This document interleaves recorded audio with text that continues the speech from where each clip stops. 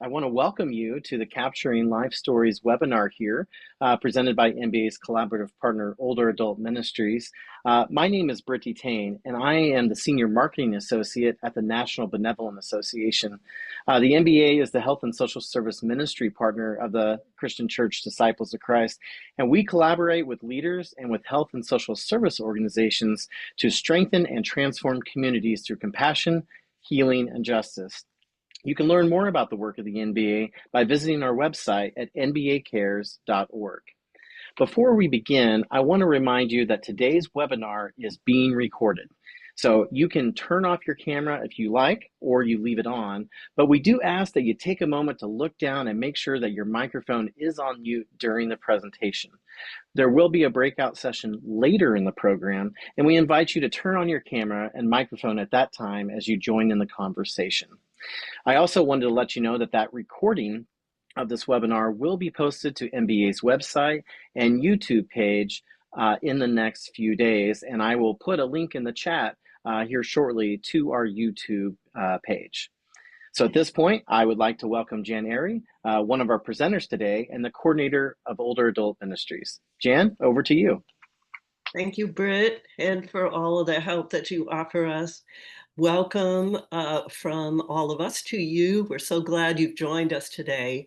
I know that this topic that we're going to talk about today is one that could be enlightening and not a very heavy topic. So it's one, though, that I would like to put up against the idea that each of us are facing some challenging times right now in our lives, perhaps, but in our country and in our world. So in recognition of that, I would like to invite you to meditate with me for just a moment or two while I read a selection that happens to be today's selection from a reading of Walking the Path, A Daily Journey. This one is by Jan Aerie. You are somebody's front porch to God. You are someone's doorway to mercy. You are the world's threshold to kindness. You are an entrance to letting go of regret. Your life is a gateway to peace for both strangers and friends alike. And whether you realize it or not, empathy has chosen you to turn your heart into a welcome mat for others. This is the purpose of your life, to let your existence become a candle-lit veranda of hope for the rest of us to gather on during the long night. Let's just take a moment of silence together, please.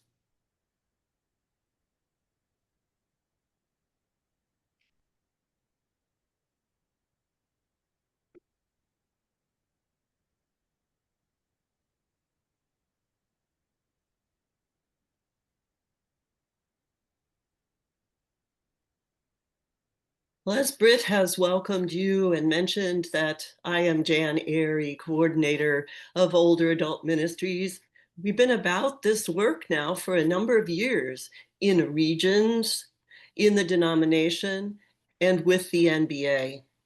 Our work is to seek to find individuals and congregations who wish to enhance the recognition, the celebration, and the empowerment of older adults. We do that through providing resources and educational materials and webinars, and by speaking and learning from people like you. So our listening is important as our speaking is to us. So today's topic, Capturing Life Stories, is one that is very important. And I think that you will hear through some of our commentary today that it's more important than we might even realize. Because it's important has something to do with even offering us a roadmap for longevity. Maudine Wordlaw and I will be co-leading this webinar. And then after we have shared some of our information with you, we will open it up for questions and answers. And then we will have those breakout rooms that Britt was talking about, and an opportunity to return all together to share some of those ideas and what's been said before we close out our hour together. So let's get started. Who doesn't like a once upon a time beginning of a story? You know, people have been telling stories for generations, for decades, since the beginning of time, even. Storytelling is an essential aspect of who we are as humans and the experience that we live, and it plays a vital role in understanding ourselves as well as our world. The stories allow us to voice our deepest feelings, to face our fears, and find meaning in life's struggles. But by engaging with stories, whether it's our own or those of others, we find ways that we can discover ourselves, what our purpose is, who we are, and perhaps even transform some aspect that has haunted us. So storytelling allows us to transfer our values, to share with other generations by bridging that gap. And did you know it can be a great antidepressant? Well, I mentioned Once Upon a Time is one of our favorite things, and I'd like to tell you a Once Upon a Time story about a couple who have been family friends in my family for many years. Bob and Elizabeth met each other when they were in their mid 70s. Bob and Elizabeth started attending church not long after they had each been widowed. They didn't know each other before that. But before long, it became clear that Bob and Elizabeth had noticed each other and that they'd become a couple, an item. Elizabeth was my assistant in the work that I did.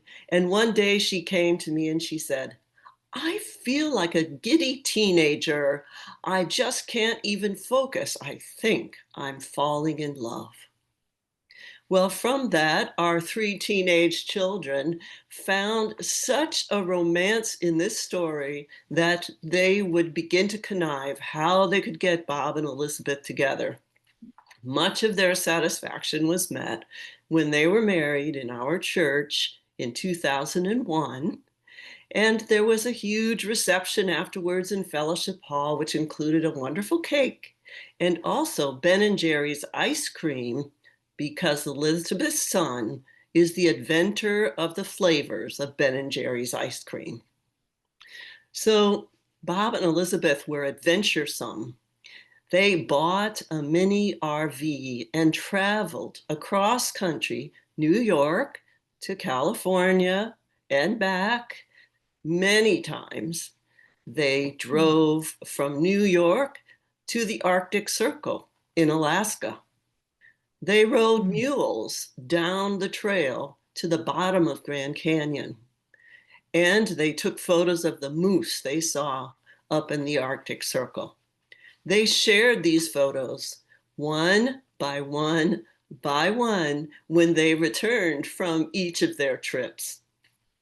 For years, they shared their joy and their love of life. It became a legacy for so many people who loved them right back.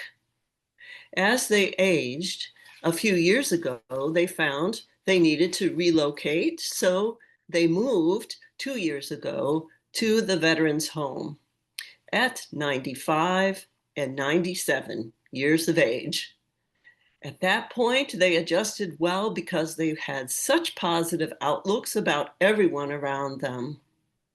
But Bob, who this past May turned 99, had a wonderful birthday party with the whole group in the veterans home. And here he is with his 5 daughters. He and Elizabeth have a total of 8 children between them, and too many to count, practically, grandchildren and great-grandchildren. But you can see here that Bob was showing the effects of Parkinson's disease in a significant way. Well, just 3 weeks ago, Bob passed away. And in talking with Elizabeth, overwhelmed with grief, of course, she quickly turned to start to tell some of the stories that she remembered from their adventures, from their life together, and the love that they had. And she began to brighten and to glow each time she told those stories. What a love story, and what a legacy for so many. Well, historically, storytellers have been older people who have experienced challenges. Of course, we all have. And in their lives, those storytellers were aiming to share their experiences and to help the young learn from those experiences. Well, this tradition of storytelling not only facilitated the transmission of valuable information between generations, but it also really lifted up the value and appreciation and social status of older adults. But one of the many changes that has occurred in our society, as you are very aware, has been a great focus on youth. And the ramifications of that for older adults is it has caused older adults generally as a population to be marginalized, to feel alone, to be separated. And that byproduct has led to some pretty damaging and difficult experiences with loss of purpose and also depression. Well, in 2023, a study from the National Academy of Sciences found that individuals with healthy ties in social networks have lower levels of stress, and they live a significant number of years, 7 years to be exact, longer than those who are isolated. Well, study after study has shown that people with those ties not only are healthier, but they are able to function more effectively in their daily lives. Well, socialization is a part of telling our stories, and reviewing the highs and the lows and finding meaning or greater purpose in our stories is healing. It's even essential to our health. Feeling recognized, affirmed, empowered, and accomplished all help to build resilience, an essential part of growing older. So along with that, understanding and communication, and even for those with dementia or Alzheimer's, it has helped in focusing on daily activities. Well, I want to introduce to you now a brief video called The Power of Stories by Stand Together. We're going to watch just a few segments of this for just a few minutes, but I believe that it indicates the kind of relationship to storytelling and the importance and impact it can have on every one of us. So let's listen and watch for just a few minutes. I was struck at an early age by the power of storytelling. Welcome to the Narrative 4 Story Exchange. We're here to exchange our stories with one another. This is Colin McCann. He's a New York Times bestselling author and the co-founder of a nonprofit called Narrative 4, an organization that's trying to end the disconnection in this world simply by having people share their stories. If we are allowed to understand one another, not through facts and figures, but through personal stories, then we can begin to push change forward. Today, these 8 New Yorkers are meeting in person for the first time to tell each other stories. Being in a wheelchair is a challenge. It's tough, you know what I mean? I grew up in a place of war. I remember hearing gunshots and the bombing that was happening like close to our house. If it works, it could transform the epidemic of isolation and division we're currently experiencing in our world. My name is Familia, and that's my story. This is Catalysts, a show about the changemakers tackling our biggest problems. I grew up in Ireland. I grew up in Dublin. My father was a journalist. He became a writer. There were more books than wallpaper in our house. I recognized when I was a teenager that I was a sort of vehicle, not for my own story, but for the stories of others. Narrative 4 believes that being open to difference is the key to creating a better world. That's why they're working in 6 continents in 40 countries to start conversations that inspire people to take action. And right now, they're working with the Reality Poets, a group of gun violence victims who currently live at Kohler Hospital. All of us are connected. And if we can find that connection in the personal stories that we want to share with one another, we can use the power that we all have individually to create something so much bigger than ourselves.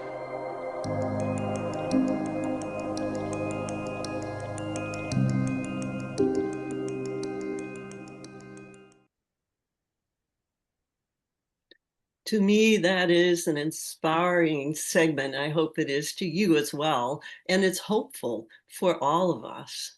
But it raises the question, how do we build and foster real connection?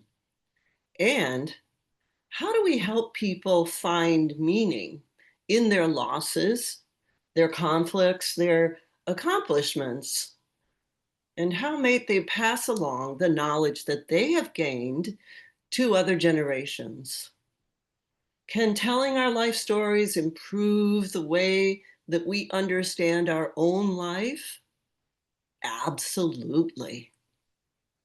Our past, our present, and our future all play a part in shaping our perspectives of ourselves, of who we've been, who we are, and who we aim to be.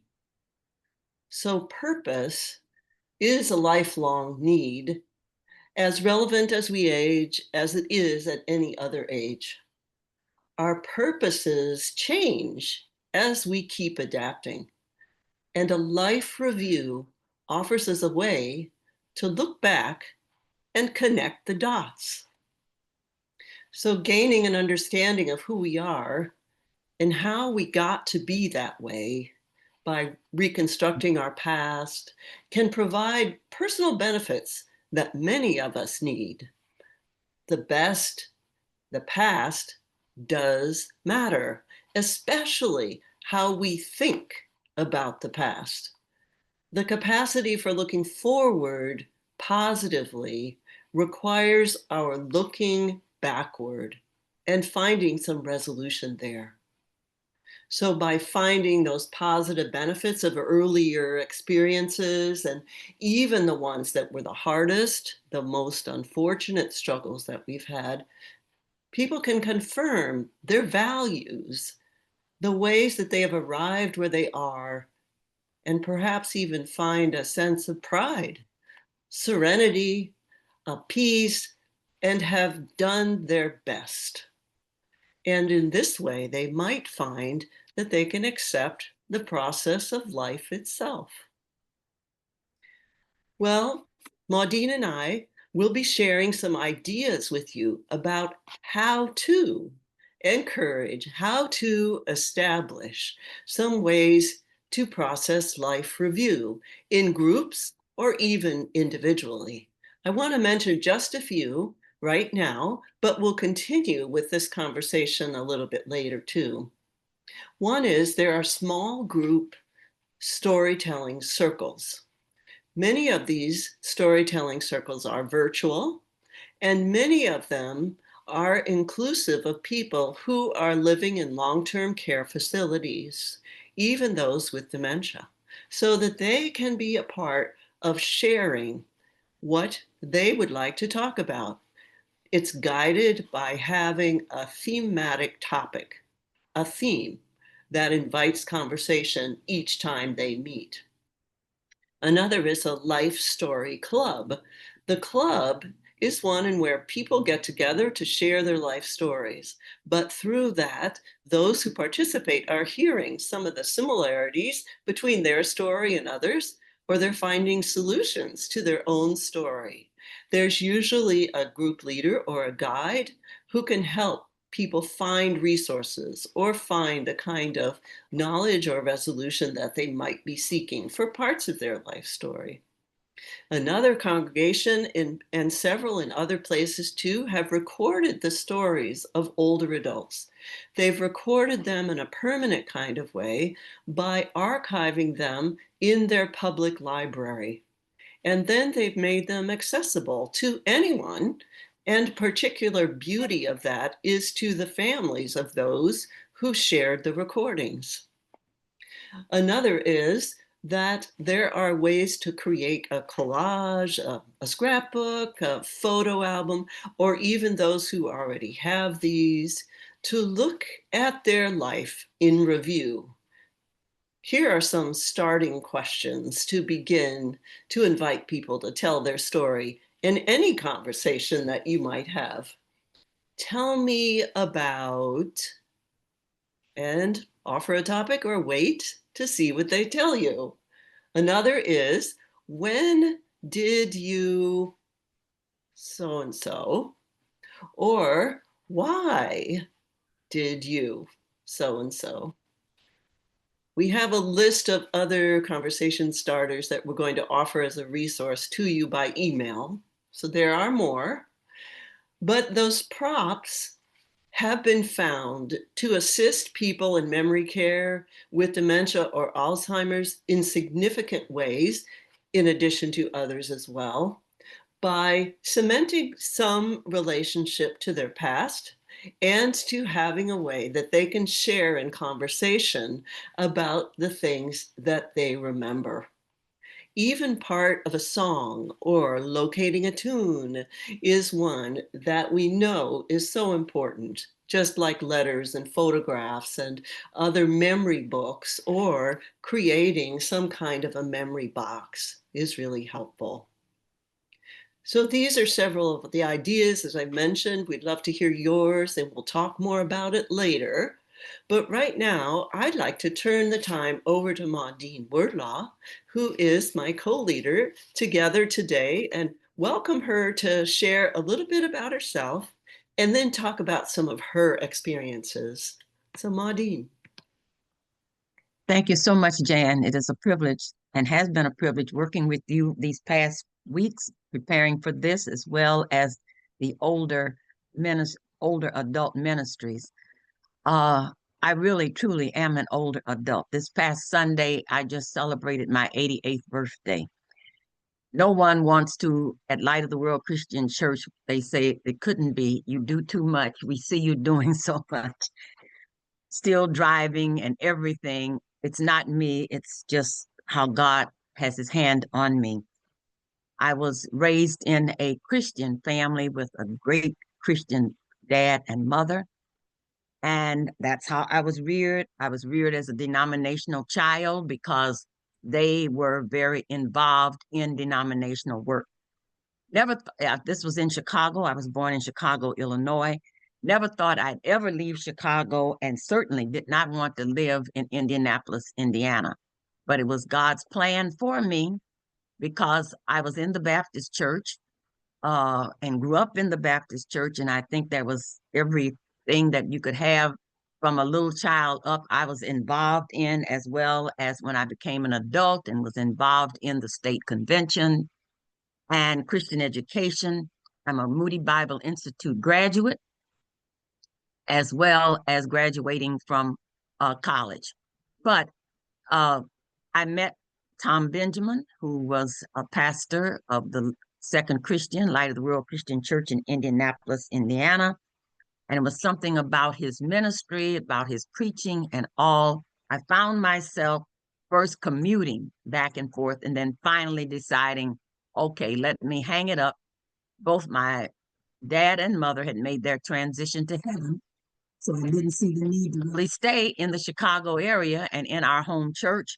Plus, I had, for 30 years, I was a choir director in our home church. And then I acknowledged my call to preaching and ministry. And of course, the Baptist church just was not going to take that.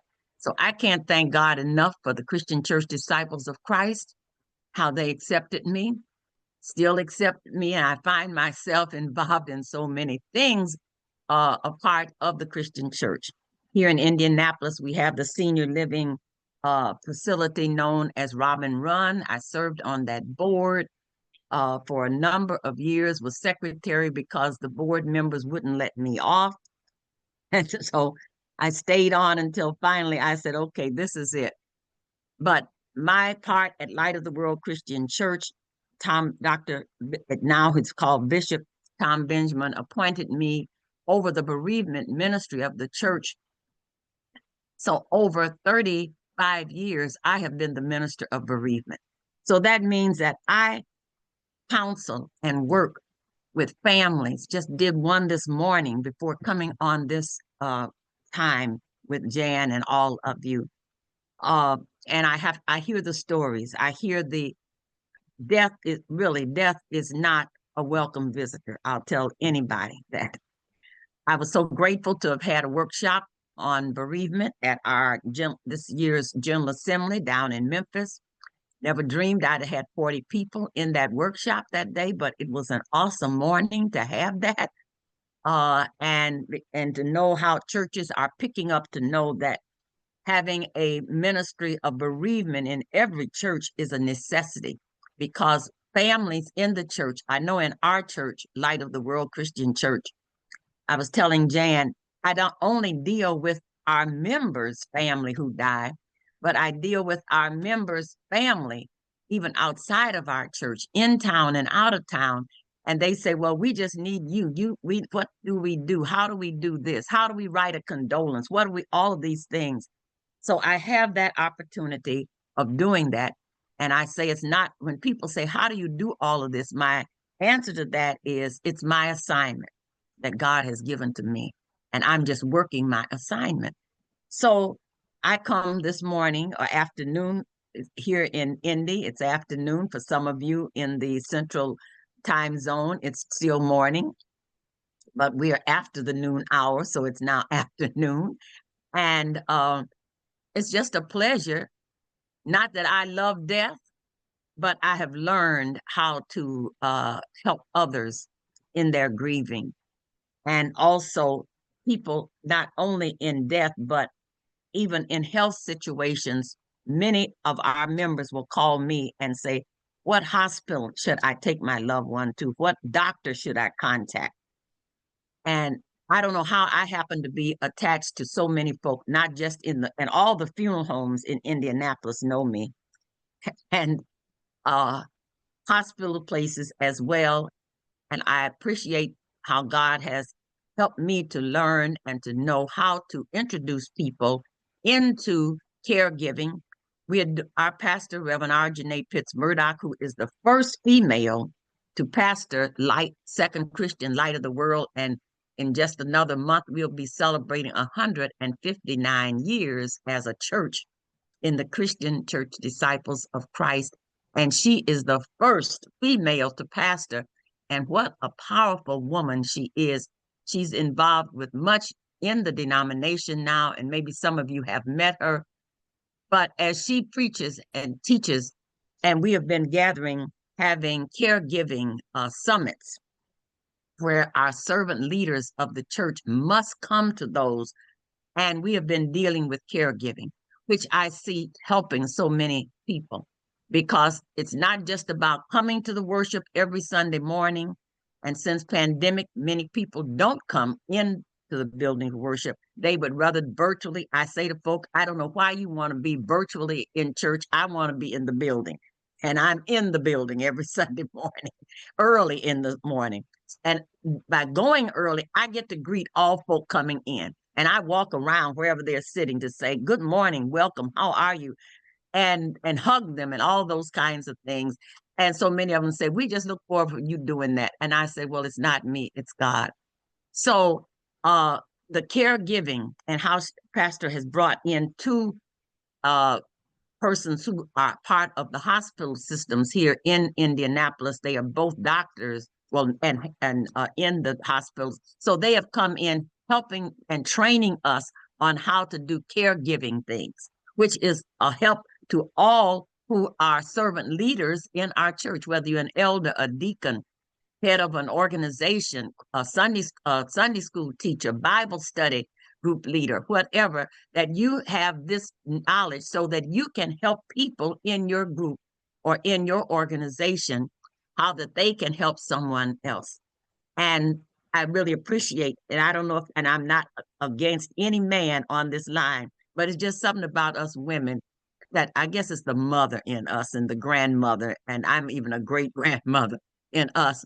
We just love taking care of people and little children and older children and all of that. And it makes us become a part of what is going on. So I'm grateful that Pastor Janae has done that with our church. I've been in Light of the World, a member now 40 years. And to see this change in these last 5 years that she's been with us, we always had been a #1 church doing many, many, many, many things. And I'm sure many of you and all of you know John Folks, who's out of our church, who I work with all the time, and Reverend Dr. Timothy James and his wife, who are members of our church. And it's just a blessing to be with those folks because I do know much I've learned from them being in the Christian Church Disciples of Christ. So that's just a little background. I just praise God that I was born into a Christian family. And I pray that and know that my parents are looking down on me from heaven, and my dear beloved brother who is at home in heaven with them as well. God bless you. Thank you so much, Maudine. It's wonderful to hear you share with others here.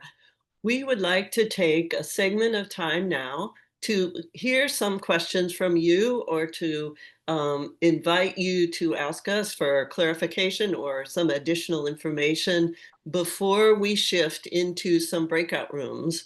At the time with the breakout rooms, which will last just a 10-minute segment of time after that, we'll be asking you to talk about what is your church doing? What are you wishing your church might do? What are some ways that we or others might be helpful to you?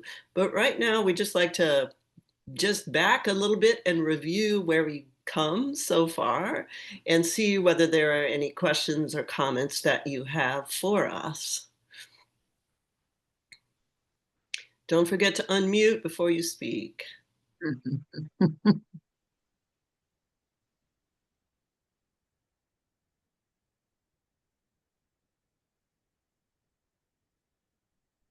I'd like to ask a question. You mentioned the storytelling groups and circles and Yes. life story clubs.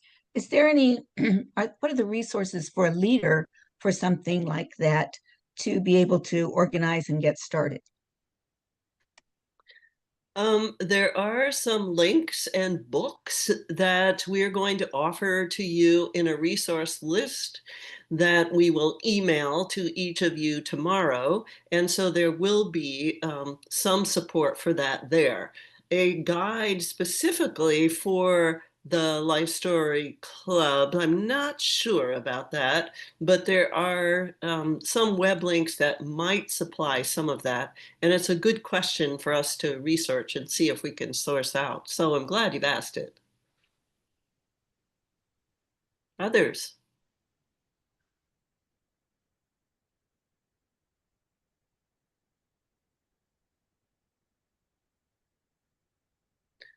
So while we're seeing if anyone else has a question, I'd like to offer just another thing to ponder.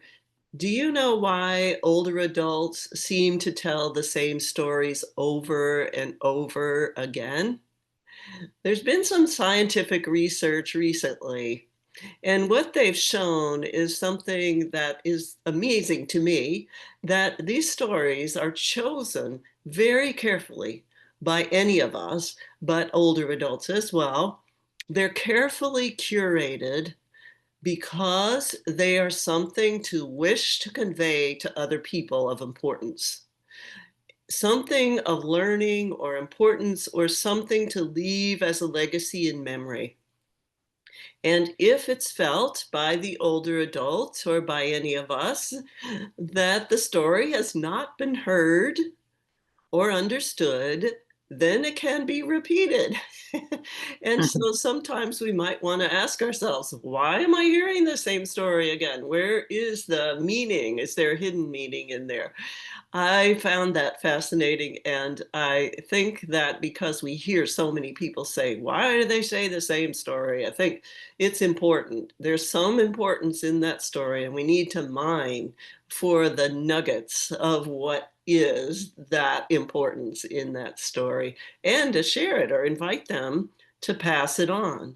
Because the other factor about repeating a story is, if you have a small audience, you could really use a larger audience to share that story with. So perhaps we as empowerment people could enable a larger group of people to come together, or other people, different people, to hear the story in a new way and to have a dialogue or a conversation about that story. Does that raise any questions for you? Other thoughts or things you'd like to share? Because in a couple minutes, we'll just divide ourselves up into smaller groups, but just giving you a moment to a thought.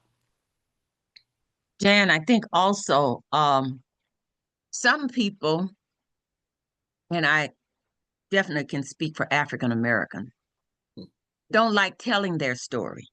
Mm-hmm. It's amazing because sometimes so many things have happened in their family and they don't want other people to know.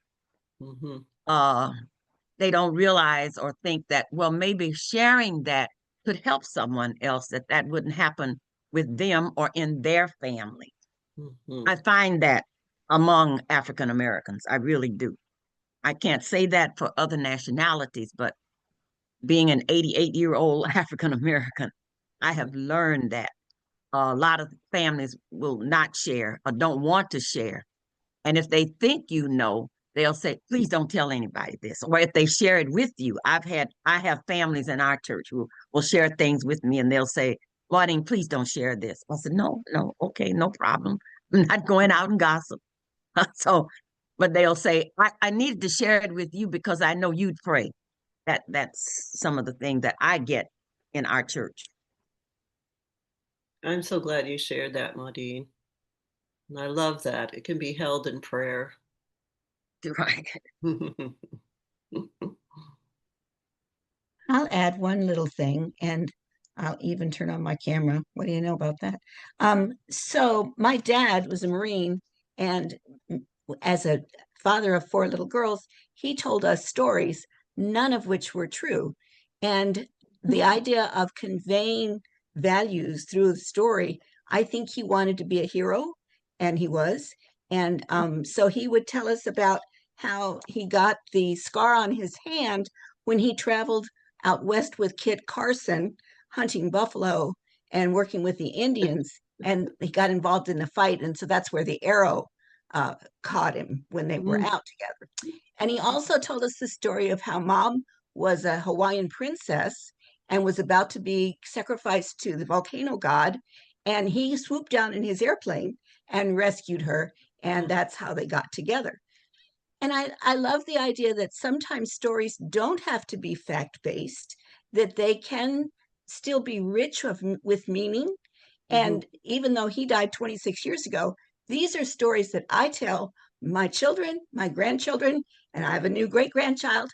So he'll be hearing those stories too, because of the values. I love the way that you said that values get passed through stories, whether they're true or not.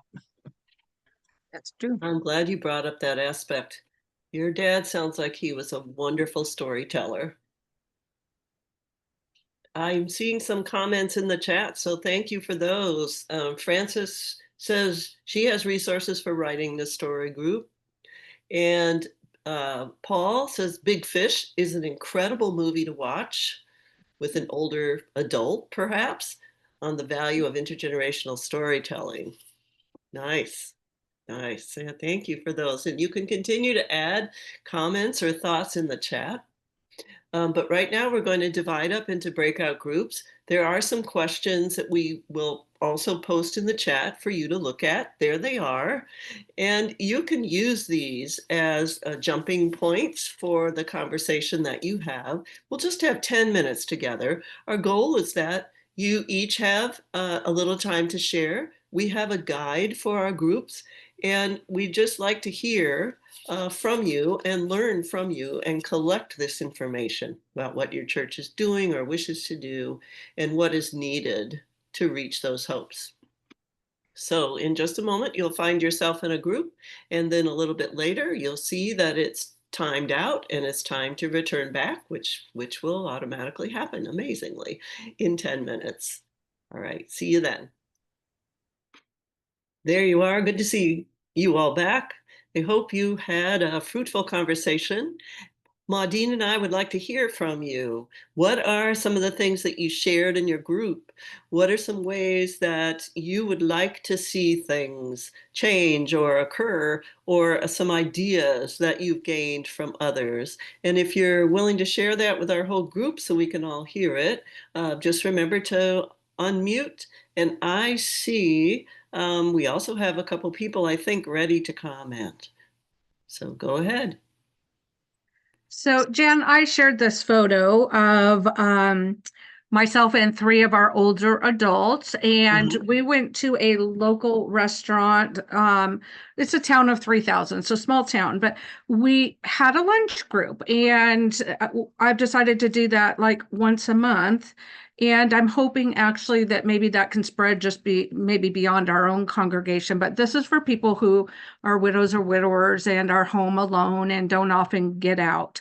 And if I need to, I will drive around and pick them up. But the second meeting, a gathering each month, we're not at the restaurant. And so I'm thinking the storytelling will be a super way to format that gathering. And will it be the same group or different groups each time? You know, that's interesting. No, I think it'll be the same group. So I've seen them set up a table for like 15 people at this restaurant. So we only have like 6 from our congregation, 6 or 7. But I think it can attract people. If you meet at that public space, you know, there may be elderly adults that don't even go to a church in town that might want to come to lunch. Yeah. Sure. That's a wonderful idea. I'm so glad you shared that. Angel Luis, we're ready to hear from you. Thank you, Jan. And I was sharing about something that I organized as a pastor locally. I wanted to do some summer camp for children, and they were kind of into the care of older people in Maricao Ward, where I was pastoring.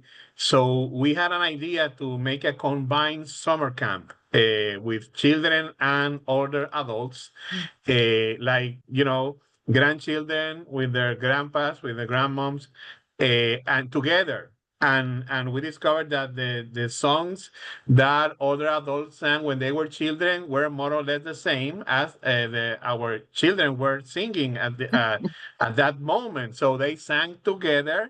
They danced together. They have lots of fun. And then we separated them thematically, older adults with their particular themes and needs, children with their own particular needs. So thematically, we separated them for a while. Then we got together, and then we shared mutual storytelling, mutual fun activities, and advice from the children to the other adults, and vice versa.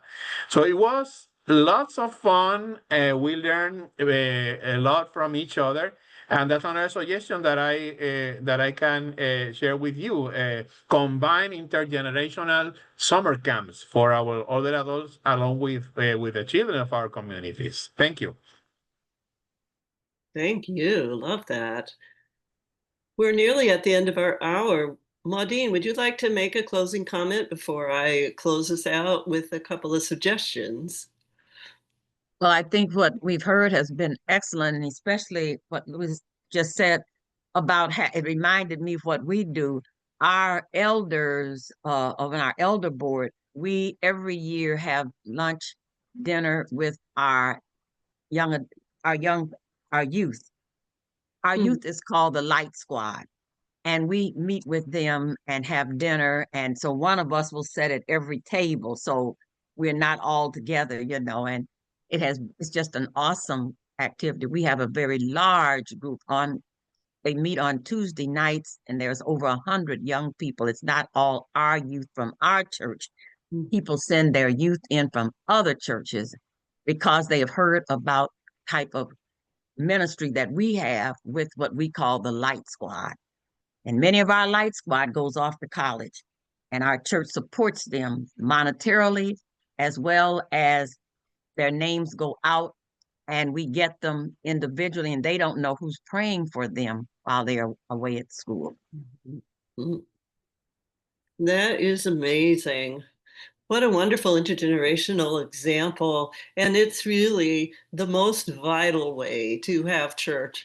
And those that we speak with say, well, we don't have any kids or we don't have any middle-aged people, but we know that they are around. They may not be in church on Sunday morning, but they are around. And another aspect of that is most older adults have grandchildren. Is there a way to have them come to visit sometimes? So lots of new ways to think and talk and about. great grand and great grand. Oh yes, can't forget that. I have two great grands who Wow. Wow. As we wrap up today, I would like to just remind you that we have promised you a resource list, which includes startup questions for prompting storytelling, as well as other resources and material. You're welcome to respond to that or offer your own resource suggestions. Some of you have mentioned some of these, and we would love to be including those in our materials. This webinar is going to be posted as a recording, so you'll see that in a few days or week, but also watch for that email, which we will send the resources to you tomorrow, which will include contact information. We always want to hear, what are you doing? What are you interested in? What might we collaborate together on? And so on. But be sure also to watch a quick commercial here for our next upcoming webinar series. The very end of October 29th is the first of 4 weeks of meditation contemplation guidance with our own Paul Koch, who's here with us on the call, and we hope you'll register and join for that. So that is posted in our chat, so you can see where that is. But also, I just would like to close with gratitude and with an expression of thanks to you for being with us today, for all the ways that you minister and share, and the ways that we can cooperate and collaborate together. So here is just a final statement for us to leave with. Powerful things happen when we share our stories. We can't take away a person's aches or pains, and we can't solve problems or restore someone's health, but we can spend time listening and sharing stories as we make our way on this journey together.